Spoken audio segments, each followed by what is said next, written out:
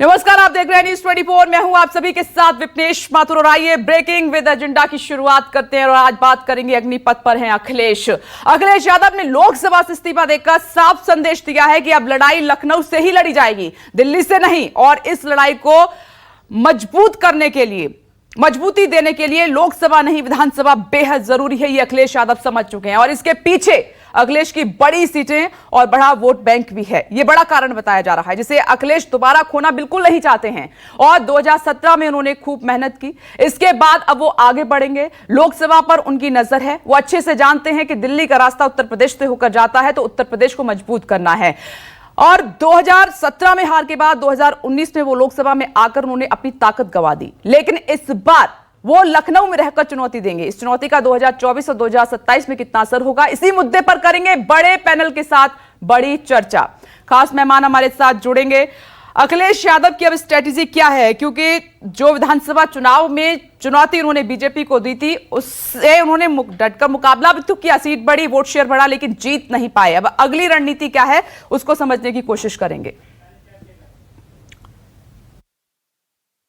है आदमी दो जगह चुना जाता है तो एक ही जगह तो रह सकता, इसलिए लोगों की जो मंशा थी उसके अनुरूप योगी सरकार की हर गलत नीति के खिलाफ विपक्ष का जो धर्म है, राजधर्म, वो निभाएंगे। 75 सालों में 60 सालों तक उत्तर प्रदेश में राज किया हो, एक बेहतरीन प्रदेश को बीमारू प्रदेश बना दिया हो, वो आज इस पर सवाल खड़े कर रहे हैं।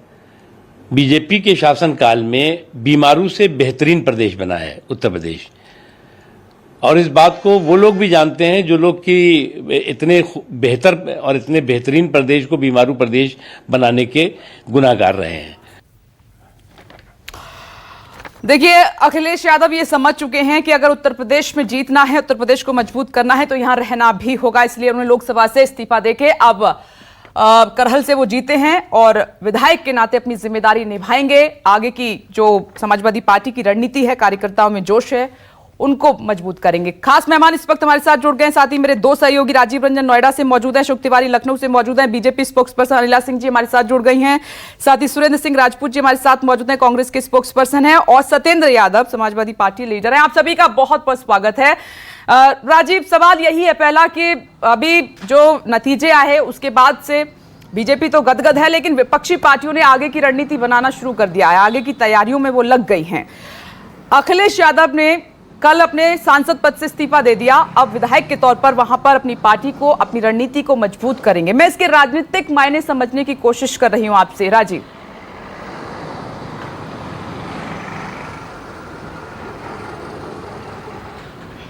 देखिए विपनेश, पहली बात तो यह है कि आजमगढ़ लोकसभा सीट से इस्तीफा देने से पहले अखिलेश यादव आजमगढ़ गए थे और वहां की 10 सीटें समाजवादी पार्टी ने जीती हैं और 10 विधायकों के साथ उनकी बैठक भी हुई थी, उनके पार्टी के बड़े नेता भी गए थे। इस मामले में जो बातचीत वहां पर हुई, तो जो मुझे पता चला है उसके हिसाब से उनके विधायकों की, उनके नेताओं की मिश्रित राय थी। बहुत लोग ये मानते थे कि चूंकि 2024 लोकसभा का चुनाव है और इसलिए अखिलेश यादव को लोकसभा में होना चाहिए, लेकिन जो लोग ये बात कह रहे थे उसके उलट जिन लोगों ने कहा कि 2000 विधानसभा में रह करके अखिलेश यादव उत्तर प्रदेश में ज़्यादा समय दे सकते हैं, पार्टी में अखंडता और एकता जो बहुत ज़्यादा जरूरी है फिलहाल के वक्त में, वो भी रहेगी और इसलिए उनको उत्तर प्रदेश में रहना चाहिए जिससे वो समय ज़्यादा दे सकें। कुछ लोगों का ये भी कहना था कि 543 सदस्यीय लोकसभा में किसी महत्वपूर्ण विषय पर बोलने के लिए समाजवादी पार्टी को 5 मिनट मिलेंगे और अगर अखिलेश यादव नेता विपक्ष बनते हैं तो योगी सरकार पर उनको हमला करने के लिए सदन के भीतर वक्त मिलेगा और मैसेज अच्छा जाएगा। देखिए, कुल मिलाकर बात यह है कि अखिलेश यादव इस चुनाव में बुरी तरह भारतीय जनता पार्टी से एक तरफ हारे जरूर हैं, लेकिन दूसरी तरफ पार्टी का ग्राफ उन्होंने बढ़ाया है, मत प्रतिशत के आधार पर भी और सीटों के आधार पर भी। एक बात यह भी तय हो गई है कि उत्तर प्रदेश में विपक्ष का, भारतीय जनता पार्टी के विपक्ष में सबसे बड़ा चेहरा, सबसे बड़ा नेता, सबसे बड़ी पार्टी अखिलेश यादव और उनकी पार्टी है। तो अब बीजेपी से दो हाथ करने के लिए उत्तर प्रदेश में ही अखिलेश यादव ने रहना मुनासिब समझा है। और दूसरी वजह यह भी है कि आजमगढ़ जो संसदीय सीट है वो बहुत सेफ सीट समाजवादी पार्टी के लिए है। आप देखिए 10 की 10 विधानसभा सीटें और आजमगढ़ की लोकसभा सीट तमाम समीकरणों के बावजूद समाजवादी पार्टी जीतने में कामयाब हुई। सिर्फ यही नहीं है, आजम खान ने भी रामपुर की लोकसभा सीट से इस्तीफा दे दिया है। ऐसे राजनीति में कम मौके हैं कि आप सरकार में शामिल होने नहीं जा रहे हैं, लेकिन तब भी लोकसभा और विधानसभा में आपको एक सीट छोड़ने का विकल्प है और आप लोकसभा छोड़ रहे हैं। आजम खान ने भी लोकसभा सीट छोड़ी है। इंटरेस्टिंग बात यह है कि इन दोनों ने लोकसभा सीट छोड़ी है, तो इन सीटों पर 6 महीने के भीतर जब चुनाव होगा तो समाजवादी पार्टी का कैंडिडेट कौन होगा, क्या उन्हीं के परिवार के लोग होंगे। अपने परिवार के लोगों को लोकसभा में भेजने के लिए इन दोनों नेताओं ने विधानसभा में रहना उचित समझा है। क्या एक तर्क एक एंगल ये भी है क्या, ये बड़ा दिलचस्प होगा देखना कि किसको आजमगढ़ की लोकसभा सीट से टिकट मिलता है, किसको रामपुर की लोकसभा सीट से टिकट मिलता है।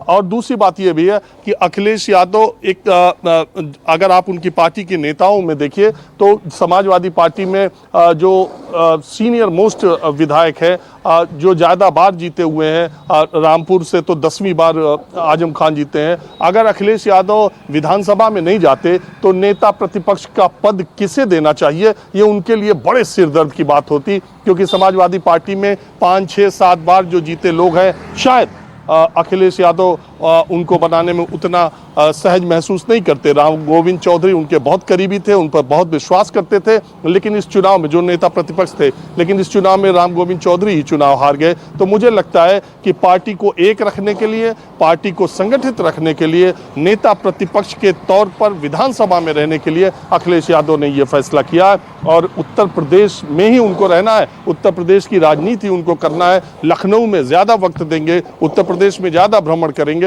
तो उनकी पार्टी के लिए ज़्यादा मुफीद होगा। यही सोच करके मुझे लगता है कि उन्होंने विधानसभा में रहने का फैसला किया। विपनेश, ठीक है राजीव, मैं आऊंगी दोबारा आपके पास। अशोक तिवारी, बहुत अहम सवाल है। मैं कुछ ट्वीट्स पढ़ रही थी समाजवादी पार्टी नेताओं के, उसमें जूही सिंह का भी ट्वीट था। उन्होंने कहा कि इस वक्त उत्तर प्रदेश में अखिलेश यादव की हमें जरूरत है, विधानसभा में जरूरत है, ताकि जिस तरीके से नेता प्रतिपक्ष के तौर पर मुलायम सिंह यादव, शिवपाल यादव एक अच्छे से नेतृत्व करते आए, मजबूती के साथ उन्होंने विपक्ष में रहकर भूमिका निभाई, तो उम्मीद अखिलेश यादव से यही की जा रही है। और साथ में आगे की रणनीति 24 के बाद आगे जो विधानसभा चुनाव होंगे उसके लिए तैयार हो रहे हैं अखिलेश यादव। मतलब एक तीर से कई निशाने इसके तहत।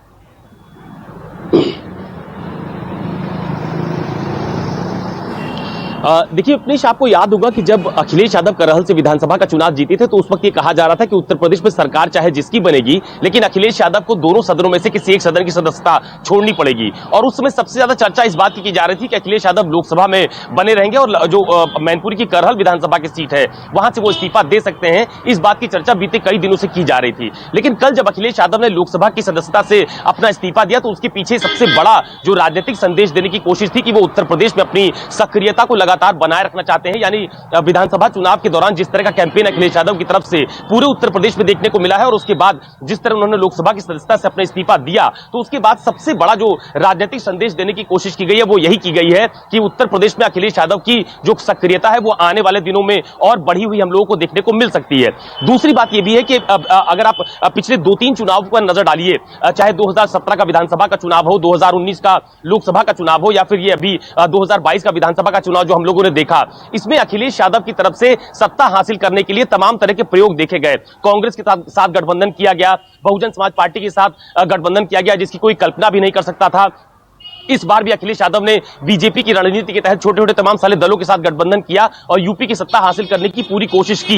लेकिन जिस तरह के चुनाव परिणाम उत्तर प्रदेश में बीजेपी और उसके गठबंधन के पक्ष में आए, उसके बाद अब अखिलेश यादव और समाजवादी पार्टी के सामने एक बहुत बड़ी चुनौती है कि वो उत्तर प्रदेश में कैसे बीजेपी के सामने सर्वाइव करते हैं। चूंकि लगातार कई चुनाव हारने के बाद न सिर्फ पार्टी के कार्यकर्ताओं का मनोबल गिरता है, बल्कि पार्टी के भीतर भी इस बात का चिंतन शुरू हो जाता है कि आखिर आप पार्टी को कैसे आगे रिवाइव किया जाएगा। यानी कि ये तो कहा जा सकता है कि विपक्ष के तौर पर अखिलेश यादव या उनकी पार्टी बहुत मजबूत स्थिति में दिखाई दे रही है, लेकिन आखिर उसे सत्ता कैसे हासिल होगी, कैसे उसकी सीटों की संख्या में इजाफा होगा। तो मुझे ऐसा लगता है कि इन्हीं तमाम सारी रणनीति के तहत अखिलेश यादव ने अपनी लोकसभा की सदस्यता से इस्तीफा दिया है। और सबसे दिलचस्प विपनेश ये होगा कि जब उत्तर प्रदेश में विधानसभा की कार्रवाई होगी तो कम से कम मुख्यमंत्री योगी आदित्यनाथ के सामने विधानसभा चुनाव के दौरान जो एक ये कोशिश की गई थी कि बीजेपी बनाम समाजवादी पार्टी की चुनावी लड़ाई जो देखी गई, यानी योगी बनाम अखिलेश यादव की जो लड़ाई उत्तर प्रदेश में देखी गई, सदन के भीतर भी कम से कम कुछ इस तरह की तस्वीर देखने को मिलेगी कि एक तरफ सत्ता पक्ष की तरफ मुख्यमंत्री योगी आदित्यनाथ होंगे तो उनके ठीक सामने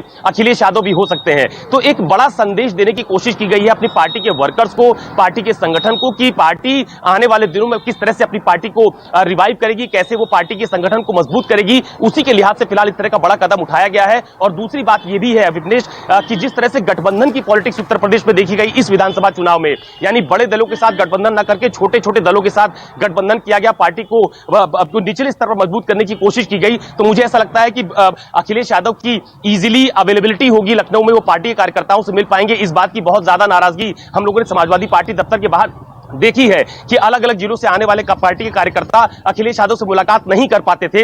ये इस तरह की नाराजगी हम लोगों ने पार्टी दफ्तर के बाहर देखी है, पार्टी के भीतर देखी है।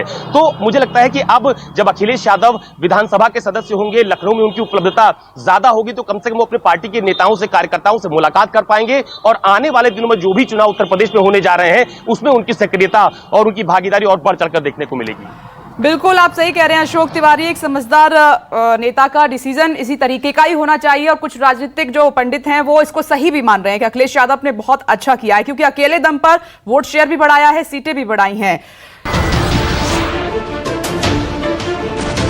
नमस्कार, मैं हूं मानक गुप्ता। अगर आपको हमारा ये वीडियो पसंद आया हो तो इसे लाइक और शेयर जरूर करें, और हां, हमें सब्सक्राइब और फॉलो करना ना भूलें ताकि आप देश और दुनिया की कोई खबर मिस ना करें। तो जुड़े रहिए हमारे साथ और देखते रहिए न्यूज़ 24।